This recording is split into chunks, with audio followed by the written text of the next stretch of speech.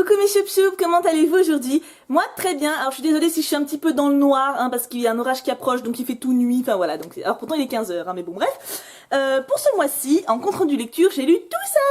Alors je suis très contente parce que j'avais peur de ne rien lire du tout, parce qu'entre la Japan Expo, où on a passé une semaine à Paris, et mon nouveau boulot, je me suis dit, mon dieu, je vais pas m'en sortir, et en fait si. Je me suis bien dépatouillée, hein, donc ma foi, commençons tout de suite. J'ai eu une bonne lecture ce mois-ci, hein, je suis assez contente. J'ai commencé, donc je fais toujours dans l'ordre hein, de mes lectures, hein, comme ça c'est plus simple. J'ai commencé par la trilogie des elfes de Jean-Louis Fejan. En gros, de quoi ça parle? Déjà c'est gros, hein, donc faut aimer les elfes, les nains, etc. L'histoire c'est simplement avant Arthur, Camelot, etc. Juste avant, la Terre était divisée entre 4 peuples, les nains, les elfes, les démons et nous. Les hommes. Et en gros, cette histoire raconte comment ça se fait qu'il n'y ait plus que nous. Parce que vous remarquerez qu'il y a plus d'elfes, qu'il y a plus de démons, et que les nains... Alors j'aime beaucoup, c'est-à-dire, enfin, petite anecdote d'ailleurs du bouquin, j'ai beaucoup aimé le fait qu'ils disent que les nains survivants, entre guillemets, passent pour des êtres difformes parmi nous maintenant, alors qu'en fait c'est juste les vestiges, enfin c'est les vestiges de leur propre population. Je trouvais ça super sympa, parce que c'est vrai que ça doit être vachement agaçant d'être un nain en fait, parmi nous, justement, d'avoir toujours ce regard un peu, voilà, bah, comme quelqu'un de différent, quoi, et je trouve ça classe qu'il les revalorise un peu, enfin voilà, c'était la petite parenthèse. J'ai beaucoup aimé ce livre, en gros, les deux personnages au cœur de l'histoire, c'est Lyanne, donc une reine elfe qui est genre la plus merveilleuse, quoi. Elle se bat comme une ouf, elle est magnifique, dès qu'elle passe dans une salle, tous les mecs sont, oh, elle est trop belle, enfin, vous voyez, quoi, la meuf parfaite. Juste la meuf qui nous énerve, nous, vous voyez. Mais bon, moi je l'ai kiffé. Et Uther qui est un chevalier, donc qui va devenir Uther Pendragon, hein, qui va devenir le papa d'Arthur. Et Uther, donc, qui à la base est un jeune homme très sympa, qui tombe amoureux de la reine des elfes, et ensemble, ils vont essayer de sauver tout le monde. Bon, vous vous doutez, après, pour ceux qui connaissent un petit peu Arthur, son papa, etc., vous savez que ça finit pas très bien. Mais, en tout cas, quand il est jeune, il est cool là-dedans, hein. Moi, j'ai beaucoup aimé Uther dans l'histoire. Voilà, en gros, par contre, ça invente pas l'eau chaude, hein, c'est-à-dire que c'est un groupe mélangeant plusieurs races, hein, donc il y a, je crois qu'il y a un ogre. Non, il n'y a pas d'ogre, c'est pas possible qu'il y ait un ogre. Non, il y a un nain, voilà, un nain, un elfe, 2 hommes, et voilà, ils vous partent en quête, quoi. Voilà. Il y a des gobelins, par contre, dans le truc. Donc voilà, c'est vrai que ça invente pas l'eau chaude, mais c'est très agréable à lire. J'ai beaucoup aimé le personnage de Lyanne. Il y a Merlin à l'intérieur, pour ceux qui aiment Merlin l'Enchanteur. Je l'ai pas trouvé dingue, en même temps, Merlin, c'est pareil, je pense qu'il y a tellement d'adaptations qui ont été faites que c'est un peu dur d'en trouver une originale. Mais honnêtement, je l'ai lu assez vite, je dirais en une semaine, vu la taille du machin, c'est pas mal quand même. Et pour ceux qui aiment, alors les légendes arthuriennes, non, parce que ça se passe avant, mais ça fait une hypothèse sur ce que sera devenu Uther. Vous voyez, c'est plus le passé d'Uther. Donc ceux qui aiment les légendes arthuriennes, et qui s'intéressent un peu à tout ce qui est fantasy, etc., ça peut être vraiment très sympa. Après, à acheter, bah de toute façon les livres de poche c'est rarement très cher, donc pourquoi pas.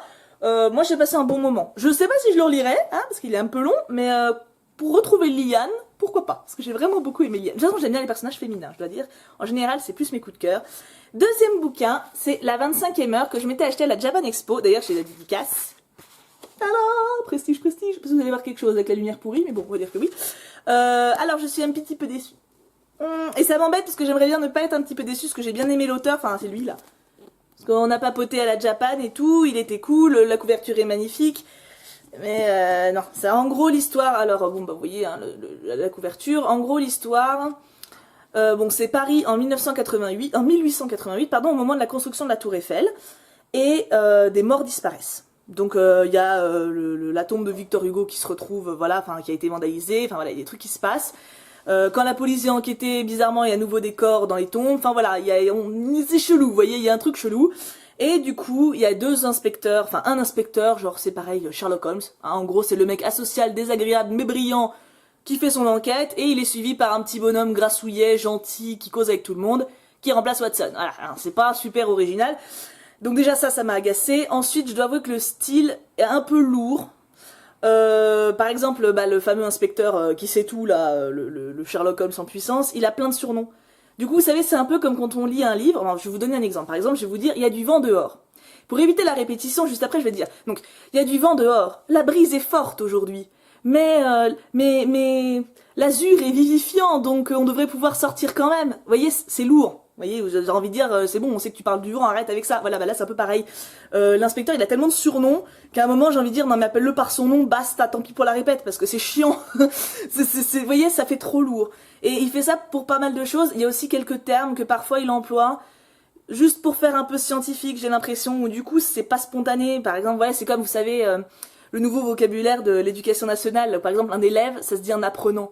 Personne ne l'emploie ce truc-là, mais si vous le lisez, vous allez tiquer. Bah là, c'est un peu ça. Donc voilà, au niveau du style, ces petits trucs-là m'ont dérangé. Maintenant, l'histoire est sympa. Pas ouf, mais sympa. En fait, je pense que le fait que j'ai pas adhéré à l'inspecteur joue pas mal. Celui qui remplace Watson, là, le petit simplet, le petit gentil grassouillet, il est cool. C'est vrai que Sherlock Holmes, je suis désolée, il est attachant. Hein, il est pas juste con et arrogant, il est brillant, d'accord, mais même il a une petite dimension sensible, on devine une histoire, on gratte quelque chose.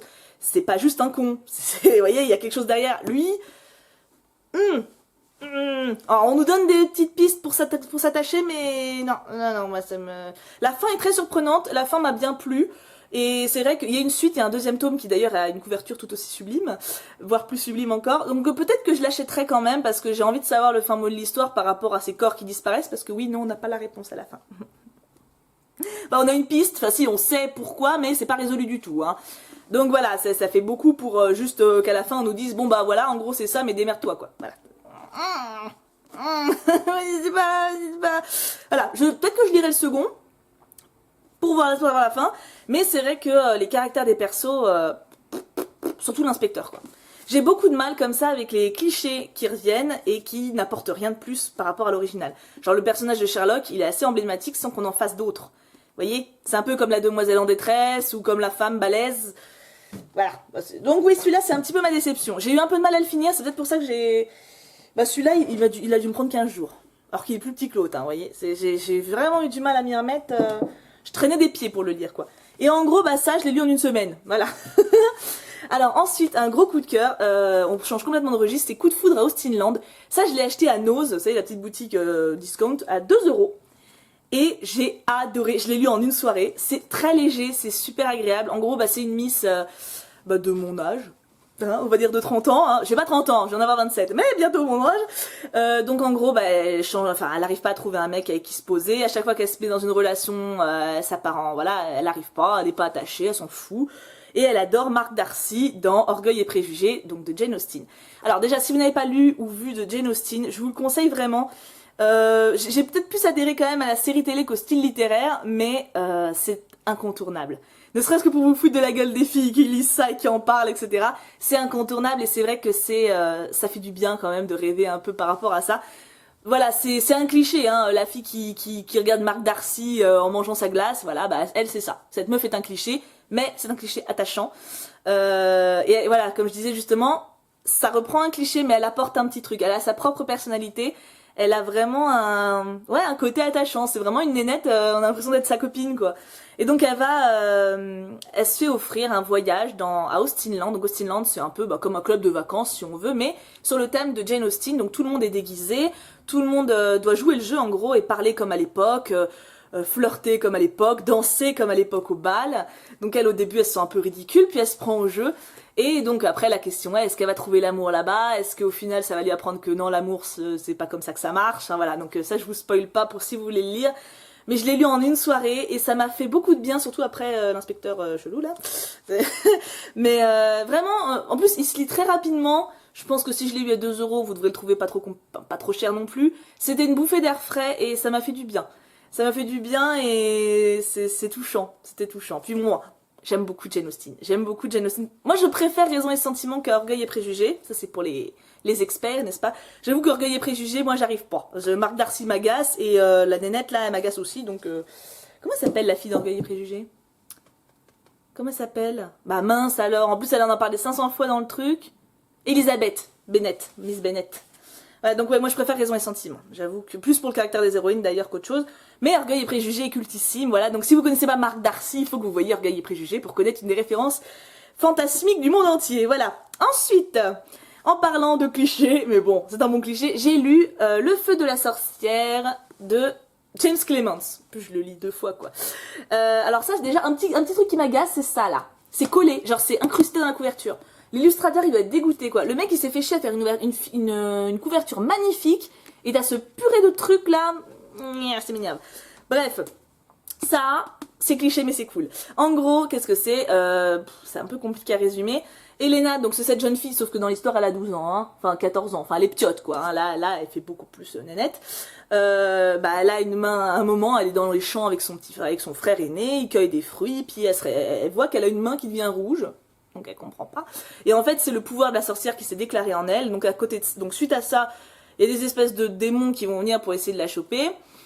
De la capturer, hein, pas choper dans l'autre sens, je précise pour les esprits coquins, et elle a plein d'ennuis, et elle se retrouve à devoir aller à certains endroits pour comprendre son pouvoir, et elle va rencontrer des personnes qui vont l'aider. Je peux pas être plus précise que ça, parce que je vais directement vous spoiler en fait. Parce que même le début de l'histoire, c'est limite ce que j'ai préféré, et donc du coup je peux pas vous spoiler la fin. Vous voyez, j'ai beaucoup aimé, surtout, alors en fait au début on suit donc, c'est Elena ou si je dis n'importe quoi. Je sais pas pourquoi je pense... Oui, c'est Elena, c'est ça. J'adore ce prénom. En fait, au début, on suit beaucoup Elena, forcément, c'est l'héroïne. Et à un moment, on s'éloigne pour suivre 2-3 mecs qui vont la rejoindre plus tard. Vous voyez, pour qu'après, on les regroupe. Et j'ai pas trop aimé quand on s'est éloigné d'elle, mais tous les passages avec elle, j'ai vraiment apprécié. C'est une héroïne très sympa. Courageuse, mais pas trop. Vous voyez, genre, elle se dévoile pas d'un coup. Genre, ouais, pump up, je suis une héroïne. Au contraire, pas trop chouineuse non plus, parce que c'est chiant aussi. C'est parfaitement dosé. Les personnages qui sont avec elle sont cool. Bon, il y en a 2-3, un ou deux plutôt, un ou deux que je sens moyen, mais pareil, ils ont tous une raison d'être là, ils ont tous un vrai background, n'est-ce pas? C'est pas juste, bon bah allez, il nous faut un orc, on va prendre lui, Gredu, là, et puis on va le mettre... Non, vous voyez, ils l'ont vraiment développé, le machin. Il y a quand même tout ça en tome derrière, donc ça m'intéresse, je lirai la suite. Je pense que ça conseille à tous ceux qui aiment la fantasy, les sorcières. Parce que moi, enfin, j'adore les sorcières, Depuis que je suis petite et que j'ai lu Sacrée sorcière de Roald Dahl, j'aime les sorcières, hein, ça ne changera jamais. Et donc du coup, forcément, moi à la base, c'est le titre qui m'a attirée. C'est pas une sorcière comme on l'entend vraiment, mais il y a le petit côté mystique et on sent un peu la femme en devenir dans la jeune fille. Donc je pense que pour la suite, ça va être vraiment sympa. Ça, c'est un bon tome d'introduction. Voilà, donc moi, j'ai vraiment bien apprécié. La fin, j'ai eu un peu de mal parce que pareil, je me disais, oh, attends... ça traîne, cocotte, ça traîne. Mais je pense qu'il y a de très belles aventures qui vont les attendre. Et pour le coup, ça en plus, il n'y a pas vraiment de limite d'âge. Donc pour les plus jeunes, il n'y a rien à censurer. Enfin voilà, c'est vraiment un roman de fantasy. À la limite, si vous voulez découvrir un peu le genre et que vous êtes jeune, c'est très bien. Si vous connaissez déjà le genre et que vous avez envie de lire un truc cool, c'est bien aussi. Voilà, donc c'était une lecture agréable. Voilà, qui m'a pas... mais qui était cool. Et ensuite, on finit avec 2 mangas. Oui, bon, c'est un peu de la triche les mangas parce que je les lis vite, mais bon. Innocent. Alors ça c'est trashou à mort, hein. Alors Innocent en gros qui c'est l'histoire de Charles-Henri Sanson plutôt. Sanson, attendez, Charles-Henri c'est son père. Non, Sanson c'est son nom de famille, pardon. Et qui était Sanson? C'était le bourreau pendant la Révolution française. Voilà, donc déjà ça met un peu l'ambiance. Celui-là c'est le plus trashou. Alors je sais pas si vous allez voir, oups, ça, voilà, c'est les 4 premiers tomes qui sont là. Ça c'est le 5e. Donc forcément je peux pas vous spoiler l'histoire, mais en gros dans celui-ci, il y a un viol d'une jeune fille. C'est très poétique les images, hein. Et un dépucelage, voilà. Alors pour essayer de vous montrer, parce que les images sont incroyables, mais c'est dur de... Je veux pas vous montrer un moment choquant, parce qu'il y en a des petits, hein. Le viol par exemple, c'est une espèce de métaphore, en gros c'est une jeune fille, elle a 11 ans. À l'époque elle était considérée comme une femme, donc c'est un peu compliqué, mais... c'est une espèce d'image de poupée en porcelaine. Quand le mec commence à la toucher, et plus il la touche, plus on voit la porcelaine se fendiller, pour à la fin se briser. Et rien que ça, j'ai trouvé ça très très très beau. Elle se venge bien, hein, vous inquiétez pas, ça dit en passant. Hein. Alors attendez, je vais essayer de vous trouver une image. Ouais, donc ça c'est la porcelaine, c'est un peu trashou. Bah, en même temps, c'est dur de vous trouver un truc pas trashou, parce que bah, ils sont bourreaux, quoi, donc il y a du sang partout. Hein. J'aimerais bien vous trouver la miss, hein, parce qu'on commence à voir Marie-Antoinette en plus à la fin de ce tome-là. Je crois que c'est au début qu'on la voit. Non mais là il est tout nu. Alors quand ils sont tout nus on voit pas le bas, hein, rassurez-vous c'est sobre. Hein. Bon là c'est quand ils font des cochonneries. Voilà, je vais vous montrer quand il est en plein orgasme. Voilà, alors c'est un peu bizarre. Hein. Voilà, là il est content, hein, il est content. Et puis là il y a Vierge Marie, voilà, qui prend l'image de la nénette qu'il aime. Faut pas s'inquiéter, hein, c'est normal on va dire. Et alors à la fin, je crois qu'on voit Marie-Antoinette et je la trouvais trop jolie. Ouais non mais c'est compliqué de vous montrer des images pas... Voilà. Ça peut vous montrer une image de style. Non, c'est pas Marie-Antoinette, hein, effectivement. Vous voyez, c'est un style vraiment très élégant, enfin très doux. Voilà, bon ça c'est trashou, mais voilà, ça peut vous donner une image. Alors ça c'est Marie-Antoinette et la sœur du bourreau. Donc ça leur fait, voilà. C'est typiquement le genre d'illustration qu'il y a dans ce bouquin. Et alors moi j'adore, bon c'est le côté trash, c'est pas spécialement ça que j'adore, mais il y a une élégance, une finesse, bah, c'est très bien rendu dans la couverture d'ailleurs. Et je sais pas, c'est vraiment une histoire, en plus j'adore l'histoire de la Révolution, etc. C'est vraiment quelque chose qui m'intéresse. Même l'histoire tout court en fait j'aime beaucoup. Et bon coup de cœur pour cette série que je continuerai à suivre. D'ailleurs je crois qu'il y a le tome 6 qui est sorti, je suis un peu à la bourre. Donc voilà, ça c'est pas conseillé pour les plus jeunes, mais si vous aimez l'histoire, la Révolution française et puis le côté trashou, foncez. Et enfin, j'aime trop, c'est mon coup de cœur je crois, enfin un de mes coups de cœur. C'est Bright Stories, donc c'est pareil, c'est un manga très très joli. Alors bah, rien que l'illustration de là, ça vous le montre, hein. Mais je pense que même dès les premières pages, on s'en rend compte. C'est vraiment très beau. Il y a beaucoup de... Attendez. Bon, je vais vous montrer là, hein. Là pour le coup, il n'y a pas trop d'importance. C'est important les illustrations dans les mangas, hein, donc je peux pas ne pas vous le montrer. Et là encore, la c'est très joli, je trouve, hein. Hop, hop.